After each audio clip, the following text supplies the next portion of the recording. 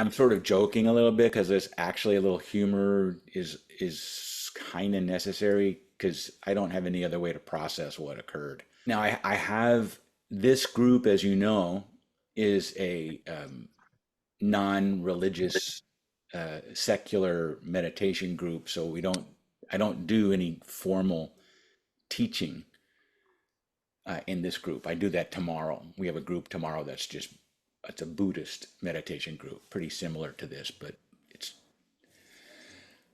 so I will offer a couple things tonight, and I ask for your forgiveness and indulging me in doing a little discussion about metaphysics, if I could. But before we start, tonight, and oh boy, I hope I can get through this myself. Mhm. Yesterday was a significant disturbance in the force. Just going to feel upsetting. Um, whatever side of the fence you come down on, and I'm not going to say any judgments or criticisms about how anyone expressed their sacred vote. I'm glad you voted. I'm glad you spoke through the ballot box. What I wanted to just say was that whichever result occurred, half of the country was going to be really upset. And we have to look at this from a different perspective. There is, and so this is where I'm going to get a little Buddhist on you all. There's no political solution to what is essentially a spiritual problem. Nothing is permanent and everything changes. That is And, true. and the pendulum swings back and forth over hundreds of years. And you just change the label, X versus Y, and you brand it. And all of this dysfunction and what we're feeling is the divisiveness of the dysfunction that was inherent in what's going on. Oh, And again, good people can disagree and have different perspectives on things, but it shows fundamentally a spiritual poverty that people have. And in Buddhism, all of the different suffering is caused by three things: greed, hatred, and ignorance. mhm. And ignorance of the fact that we're all interconnected, that everybody, even the people that you are so angry with, is your brother and sister. And deeply interconnected with all of it. None of us exist in a vacuum. And on a quantum level, we are deeply entangled together. So the only solution is spiritual awakening. And that's what meditation is all about. Because we're on a fast track race to see if the human race will evolve or destroy itself.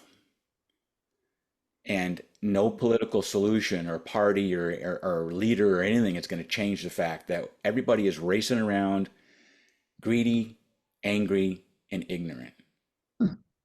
Mhm. And nothing, and if you're feeling really upset about what happened, I want you to think about that you came tonight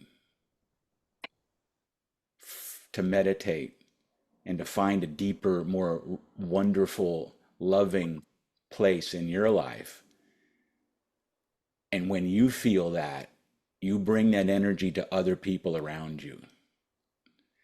It's like a pond, and you throw a stone in the pond. The ripples of that stone will eventually touch all the banks of the river around you. So you meditating, you bring that lightness and that joy into the world around you. And what happens in Washington, D.C. is so far removed from all of us. Our ability to have any impact at all is nil, but we have the ability to change ourselves, and a change in one person can affect a change in the whole world on a macro level because we're all interconnected. So it's really important. What you're doing tonight is a very positive thing you can do for yourself and the world around you. And we all, nothing is permanent, everything changes. At some point, we're all going to die, and we're all going to be, transmutated into something else, and we're going to go on and on and on again. And when we have the ability to do something to alleviate spiritual poverty, beginning with ourselves, putting, in an accident, you put on the oxygen mask first.